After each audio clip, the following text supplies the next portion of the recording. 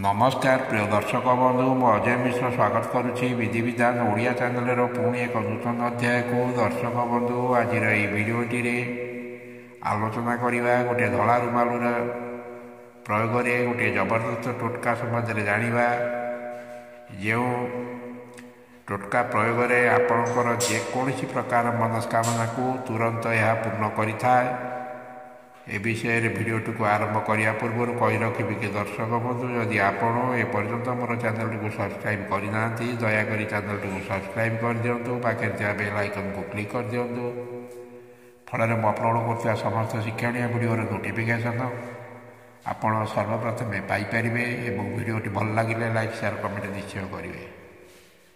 दर्शक बंधु ये आवश्यक मात्र गोटे धला रुमालु एवं मात्र 11 टंका आपण जेकोसी दिन जेकोसी समय यही टोटका को प्रयोग करें। प्रथम शांत चित्तरे गोटे एकांत स्थान रे बसी यही टोटका को प्रयोग करंतु कारण जेकोसी प्रकार टोटका को प्रयोग करने समय आपण या जिते गोपनीय रखिए ताते फलदायी होता है।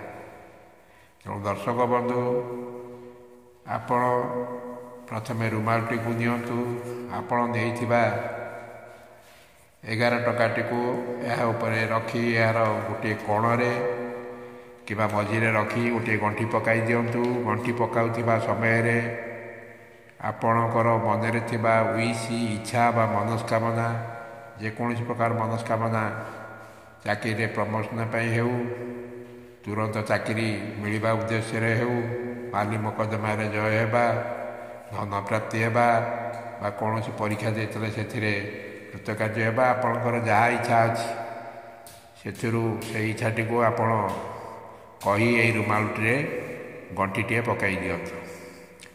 आपण एठारे मन रखिए जे रुमालु धला हेबा निहाती आवश्यक किंतु नुआ किंबा पुराणा रुमालु हेले चलिबो।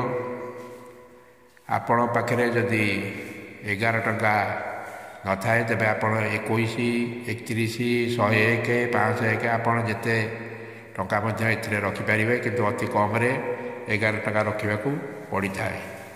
रुमाल गंठी पकाई सारापर यही रुमालटी को गुड़ाई आपड़ जेकोसी घर जेकोसी स्थान में रखी दिंतु जेपरी अन्य काहारी दृष्टिगोचर हेब नहीं। तापर आपणकर मनस्कामना पूर्ण हो सारा पर यही रुमालटी को आनी से रखि टंका को जेकोसी मंदिर हुंडी में पकाई यही रुमालटी को आपण पुनर्बार व्यवहार करें। आशा करुँची ये भिडियोटी आपको निश्चय भल लगी। रोचे धन्यवाद, नमस्कार।